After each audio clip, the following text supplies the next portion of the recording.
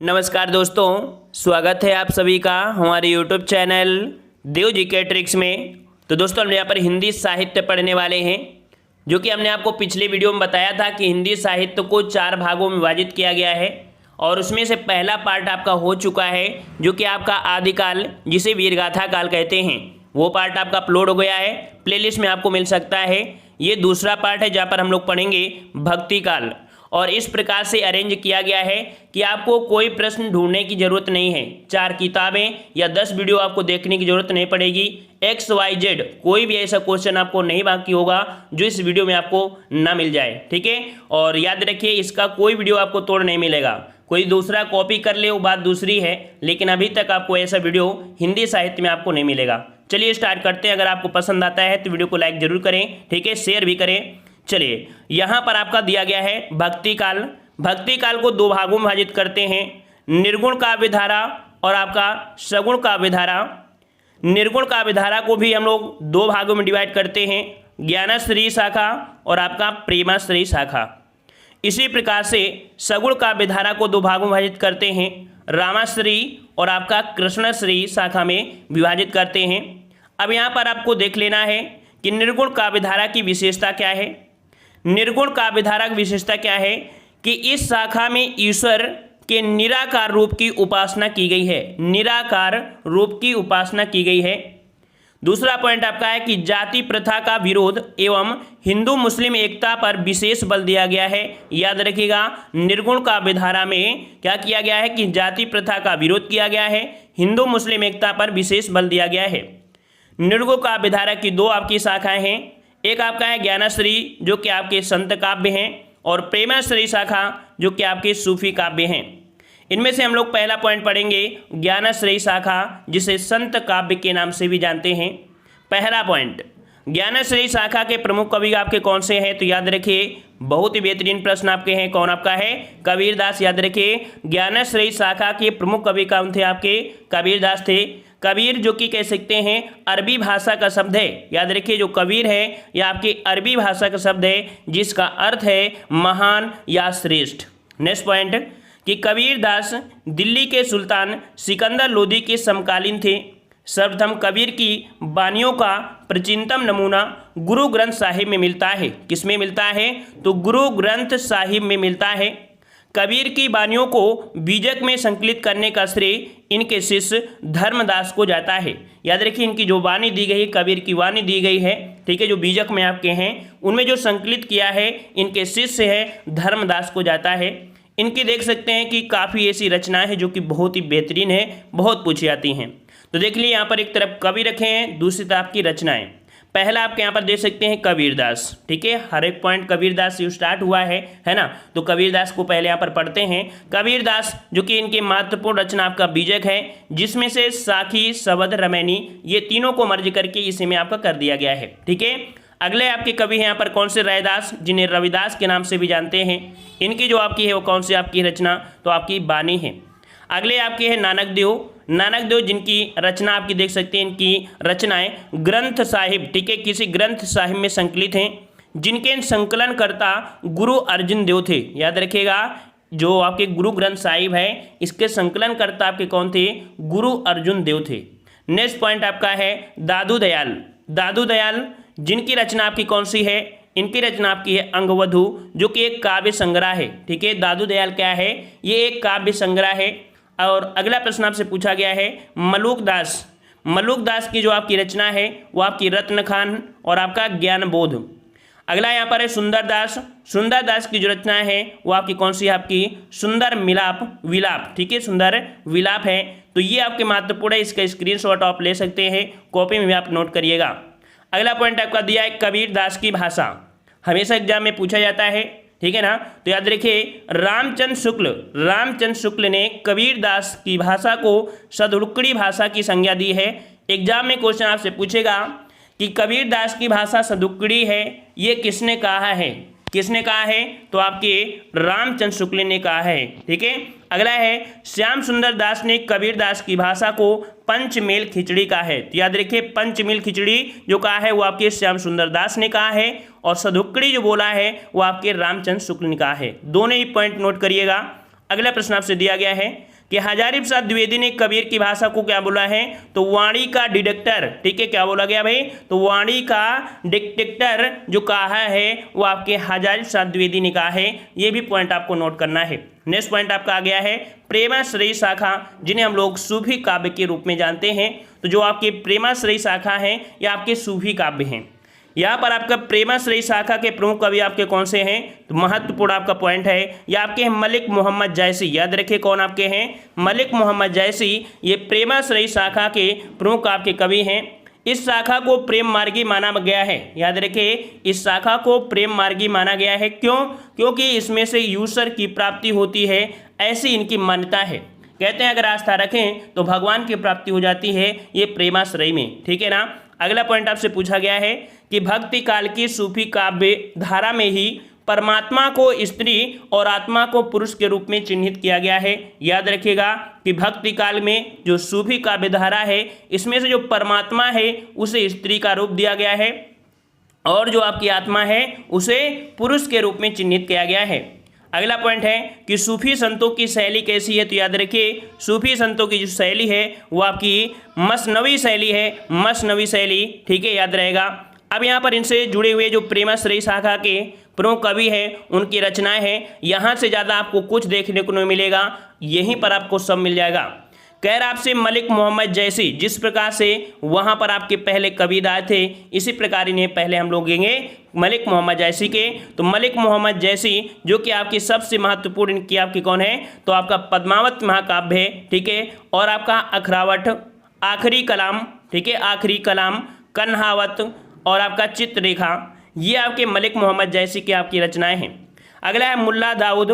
मुल्ला दाऊद जो कि प्रेमाश्रयी शाखा के हैं, जिनकी आपकी रचना है चंद्रायन। ठीक है, चंद्रायन है। ढूंढते ढूंढते आप लोग परेशान हो जाएंगे, जीवन बीत जाएगा, लेकिन जिस प्रकार से यहाँ पर हमने सभी रचनाओं को ढूंढकर एक में कर दिया है वो आपको मतलब बहुत ही कम ऐसा मिलेगा देखने को। अगला दिया है कुतुबुन, और कुतुबन की जो आपकी रचना है वो आपकी कौन सी है, तो आपकी मृगावती है। याद रखिए कौन सी है, मृगावती है। उसी प्रकार से ईश्वरदास, ईश्वरदास की आपकी कौन सी है, तो सत्यवती कथा है। वहीं पर आपके अगले हैं कौन आपके, तो आपके कस्मिन शाह, और कस्मिन शाह की जो आपकी रचना है वो आपकी कौन सी है, तो आपके हंसज वारिर, हंसज वाहिर। अगला है मंझन, जो कि बहुत पूछा जाता है। मंझन की रचना पूछी जाती है मधुमालती। ठीक है, कौन सी रचना है, मधुमालती है। और अगला आपसे पूछा गया है कि शेख नवी, शेख नवी की जो रचना है वो आपकी कौन सी है, तो आपकी ज्ञानद्वीप है। कौन सी है भाई, ज्ञानद्वीप है। नेक्स्ट पॉइंट आपका है उस्मान, जो कि बहुत बार पूछा गया है, उस्मान बहुत बार पूछा गया है। उस्मान आपकी कौन सी रचना है, चित्रावली है। कौन सी भाई, चित्रावली है। याद रखिए चित्रावली। और आपका यहाँ पर नूर मोहम्मद की जो रचना है वो आपकी इंद्रावती है, इंद्रावती। अब यहाँ पर हम लोग देख लेते हैं सगुण काव्य धारा। सगुण काव्य धारा क्या होता है इसको समझिएगा कि इस शाखा के अंतर्गत ईश्वर के मूर्ति रूप की उपासना की बात की गई है। जो सगुण होते हैं उसमें मूर्ति पूजा को बढ़ावा दिया है। इसमें कहा गया है कि जो आपकी उपासना है वो एक मूर्ति के रूप में है, तो ईश्वर के मूर्ति रूप की उपासना की बात कही गई है सगुण काव्य धारा में। सगुण काव्य धारा के भी आपके दो पार्ट हो जाते हैं, एक रामाश्रयी शाखा, दूसरे आपके कौन से हैं, तो आपके कृष्णाश्रयी शाखा हैं। नेक्स्ट पॉइंट आपका दिया है यहाँ पर रामाश्रयी शाखा। तो इस शाखा के कवि मर्यादा पुरुषोत्तम राम को अपना आराध्य मानकर रचनाएं करते थे। दूसरा पॉइंट आपका है कि राम भक्ति धारा के प्रतिनिधित्व कवि तुलसीदास थे। याद रखिएगा ये जो 3 पॉइंट आपको मिल गए, पहले वाले जो मेन पॉइंट होते हैं उनको जरूर आपको लिख लेना है। ठीक है ना। तो राम भक्ति धारा के मेन जो आपके प्रतिनिधित्व कवि हैं वो आपके कौन है, आपके तुलसीदास थे। अब यहाँ पर रामाश्रयी शाखा से संबंधित आपकी उनकी रचनाएं हैं, उनको यहाँ पर देख लेते हैं। तो पहले आपके यहाँ पर देख सकते हैं आपको कवि है, दूसरी तरफ आपकी रचनाएं हैं। चलिए यहाँ पर तुलसीदास दिया है, और तुलसीदास में देख सकते हैं कि महत्वपूर्ण आपकी है रामचरितमानस। रामचरितमानस की बात करते हैं तो पूछेगा ये किस भाषा में लिखी गई है, किस लैंग्वेज में लिखी गई है, तो ये आपकी कौन सी है, तो आपके अवधी लैंग्वेज में आपकी लिखी गई है, जो कि आपके यहाँ पर रामचरितमानस है। वहीं पर आपकी जो आपकी कौन सी है, विनय पत्रिका है, कवितावली है, ठीक है, गीतावली है, दोहावली है, आपके यहाँ पर जो आपकी कह सकते हैं कृष्ण गीतावली, रामलला नहचू, बरवे रामायण, पार्वती मंगल, जानकी मंगल, वैराग्य संदीपनी, हनुमान बाहुक और आपकी अग्नि परीक्षा, ये सभी आपकी किसके हैं? तो आपकी तुलसीदास की हैं, याद रखिएगा, ठीक है। और ये जो आपकी लिखी गई हैं ये आपके किस में हैं? तो आपके ब्रज भाषा में लिखी गई हैं, याद रखिएगा। और इनकी जो आपकी रामचरितमानस है वो आपकी अवधी भाषा में है। ये क्वेश्चन आपका बहुत पूछा जाता है। अगला दिया है वाल्मीकि ने रामायण लिखा है जो कि आपकी संस्कृत भाषा में, ठीक है, संस्कृत भाषा में लिखा है जो कि रामायण है, वाल्मीकि ने लिखा है। नेक्स्ट पॉइंट आपका है रामानंद जो कि काफ़ी आपके यहाँ पर हैं। और आपके रामानंद की जो रचना है वो आपकी राम आरती है। नाभादास की बात करते हैं तो नाभादास की जो आपकी रचना है वो आपकी कौन सी है? तो भक्तमाल है। नेक्स्ट पॉइंट आपका केशवदास से आपसे पूछा गया है, तो केशवदास का आपके यहाँ पर कौन सा हो जाएगा? तो केशवदास की जो रचना है वो आपकी रामचंद्रिका जो कि एक काव्य मतलब प्रबंध काव्य है, ठीक है, प्रबंध काव्य है, कौमा विज्ञान गीता जो कि एक आध्यात्मिक ग्रंथ है। क्लियर हो गया होगा। नेक्स्ट पॉइंट आपसे कहा गया है कि नरहरिदास, ठीक है, नरहरिदास, तो नरहरिदास ने लिखा है वो आपके पौरिसेन रामायण लिखा है, ठीक है, कौन सी है? पौरिसेन रामायण है। और अगला है आपके यहाँ पर अग्रदास जो कि देख सकते हैं राम भजन मंजरी और आपके रामाष्टयाम, ठीक है, रामाष्टयाम, ठीक है, ये आपकी है। और आपके ईश्वरदास ने भारत मिलाप और आपका अंगद पैज, ये जो लगभग सभी हैं ये आपके राम के आराध्य के रूप में ही सभी रचनाएं आपकी की गई हैं। सभी टोटल रचनाएं आपके राम के आराध्य में ही की गई हैं। यहाँ पर एक नोट दिया गया है जो कि बहुत ही महत्वपूर्ण है कि रचना की दृष्टि से केशवदास जो आपके हैं वो आपके रीत काल के कवि हैं। याद रखिए, नोट करिएगा कि जो आपके केशवदास हैं वो रीत काल के कवि हैं, किंतु काल के अनुसार से देखा जाए तो आपके भक्ति काल के आपके हैं, क्योंकि इन्हीं जो रचनाएं देखा है, रचनाएं जो किया है वो आपके भक्ति काल से रिलेटेड आपकी हैं। ये पॉइंट आपको याद रखना है। अगला दिया है कृष्णाश्रयी शाखा जो आपके हैं वो उससे संबंधित आपको देखते हैं। तो इस शाखा के कवि भगवान श्री कृष्ण की आराधना करते थे, ठीक है, भगवान श्री कृष्ण की आराधना करते थे एवं उन्हें अपना आराध्य मानकर रचनाएं भी करते थे। इस शाखा के मुख्य प्रवर्तक आपके कौन हैं? तो याद रखिए यहाँ पर चौथा पॉइंट जो कि आपके लिए हुआ कि मुख्य प्रवर्तक आपके कौन थे? तो कृष्णाश्रयी शाखा के आपके कौन थे? वल्लभाचार्य। इस भक्ति धारा के प्रतिनिधित्व कवि आपके सूरदास हैं। याद रखिए, मुख्य प्रवर्तक आपके कौन हैं? तो वल्लभाचार्य। और अगर पूछे प्रतिनिधित्व कवि तो आपके कौन से हो जाएंगे? तो आपके सूरदास जी हो जाएंगे। अब यहाँ पर इनसे जुड़ी हुए जो आपकी रचनाएं हैं तो आपके सूरदास में आपकी जो आपकी पहली रचना आपकी है सुरसारावली जो कि आपके ब्रज भाषा में है। याद रखिए, किस भाषा में? ब्रज भाषा में। एग्जाम में क्वेश्चन पूछेगा कि सूरदास के द्वारा रचित आपकी जो सूरसागर है वो किस भाषा में है। ऑप्शन में आपको यहाँ पर ब्रज भाषा, अवधी, बघेली दे देगा, तो आंसर क्या लगाएंगे? ब्रज भाषा लगाएंगे। अगला है यहाँ पर साहित्य लहरी, सुरसारावली और भ्रमर गीत, ये आपके सूरदास के द्वारा आपकी रचनाएं हैं। अगला है मीराबाई में आपका कौन सा है? तो गीत गोविंद टीक, ठीक है, गीत गोविंद टीका, नरसिंह जी का मायरा, राग सोरठा, राग गोविंद, ये आपकी मीराबाई जी की हैं। अगला दिया है रसों की खान, तो रस खान ने लिखा है प्रेम वाटिका जो बहुत पूछा गया है, ठीक है, रस खान आपका प्रेम वाटिका, सुजान रस खान, ठीक है, सुजान रस खान और आपका दान लीला, ये आपकी रस खान जी की हैं। नरोत्तम दास ने सुदामा चरित्र के बारे में जो कि देख सकते हैं कृष्ण से ही संबंधित आपकी लीलाएं इन्होंने भी लिखा है। श्री भट्ट ने लिखा है युगल शतक लिखा है। याद रखिए, युगल शतक। अगला है कुंभल दास, और कुंभल दास में देख सकते हैं कि आपके कुंभल दास में आपके फुटकल पद, ठीक है, आपके कौन? तो फुटकल का भी ये आपके कह सकते हैं फुटकल पद है आपका, ठीक है। अगला है अष्टछाप के कवि, ये भी बहुत ही महत्वपूर्ण क्वेश्चन पूछा जाता है कि अष्टछाप के कवि कौन से हैं। तो याद रखिए, अष्टछाप के कवि आपके कौन से हैं? तो आपके सूरदास, ठीक है, कुंभल दास और इसके बाद यहाँ पर कृष्णदास, परमानंद दास, चतुर्भुज दास, ठीक है, नंददास। लगभग देख सकते हैं दास वाले यहाँ पर आपके 6 हो गए हैं। और यहाँ पर आपके हैं कौन? गोविंद स्वामी और आपका छीत स्वामी। तो 2 आपके यहाँ पर स्वामी हैं, 6 आपके यहाँ पर आपके दास हैं। तो कुल मिला के इसे रट लीजिएगा, बेहतरीन प्रश्न आपके बनते हैं हिंदी साहित्य में, ठीक है। चलिए अगला पॉइंट आपका है भक्ति काल के प्रमुख संप्रदाय एवं उनके प्रवर्तक। ये क्वेश्चन आपके जीके जीएस में पूछे जाते हैं, हिंदी में पूछे जाते हैं, साहित्य में पूछे जाते हैं, लगभग हर क्षेत्र में ये क्वेश्चन आपके पूछे जाते हैं। संप्रदाय में देख सकते हैं अद्वैतवाद के संस्थापक या जो प्रवर्तक माना जाता है वो आपके किसे, तो आपके शंकराचार्य को माना जाता है। ठीक है, अद्वैतवाद के जो प्रवर्तक हैं वो आपके कौन हैं, तो आपके शंकराचार्य हैं। वहीं पर आपके विशिष्ट द्वैतावाद जो आपके हैं, तो विशिष्ट कौन थे, तो भगवान राम थे, भगवान राम हो जाएंगे। वहीं पर द्वैतवाद जो आपके हैं, द्वैतवाद के प्रवर्तक आपके माधवाचार्य हैं, माधवाचार्य। और आपका द्वैतवाद निम्बकाचार्य, यहाँ पर देखो निम्बकाचार्य, इससे समझिए नींबू का आचार। ठीक है, नींबू का आचार है। और ये कह रहा है देता जा, है ना, तो द्वैता है ना, क्या दे, नींबू का आचार। तो याद रखिए द्वैतवाद आपके निम्बकाचार है। और शुद्धाद्वैतवाद जो आपके हैं, तो शुद्ध अगर देंगे तो बल हो जाएगा। देखिए शुद्धाद्वैतवाद के आपके कौन है, बल्लभाचार्य।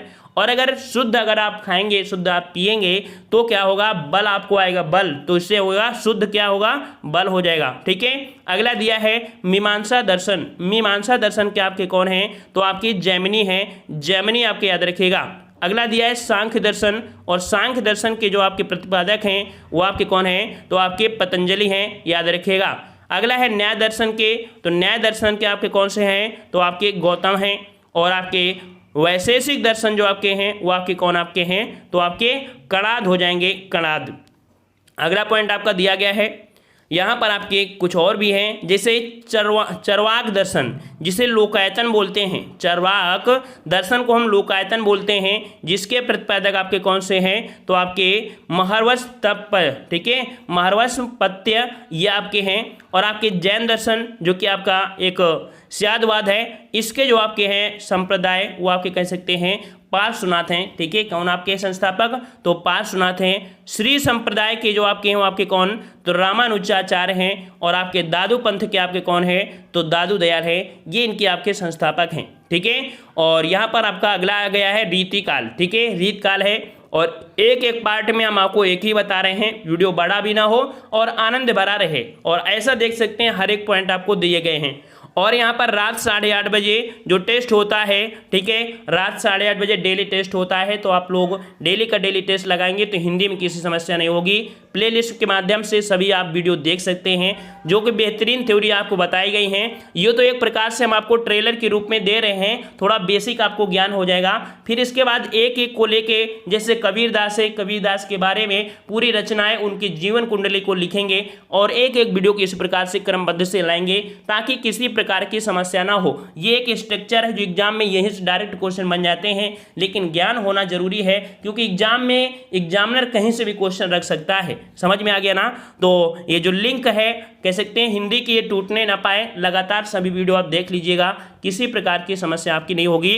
नेक्स्ट पार्ट में हम लोग यहाँ पर रीत काल का वर्णन करेंगे, जहाँ पर आपके बिहारी संबंधित केशवदास मतीराम, मतलब बहुत ही अच्छे आपके राइटर हैं, जिनके बारे में क्वेश्चन आपका पूछा जाता है। क्लियर हुआ है, सभी को पसंद आया है तो ईमानदारी से सभी लोग लाइक करिए और कम से कम एक दोस्त को शेयर जरूर करें। और ये जो वीडियो है वो आपके हर एग्जाम के लिए है, आप किसी भी एग्जाम की तैयारी कर रहे हैं, छोटे से लेके बड़े एग्जाम तक की तैयारी कर रहे होंगे। ठीक है, तो मिलते हैं नए वीडियो में, सभी को धन्यवाद, राधे राधे।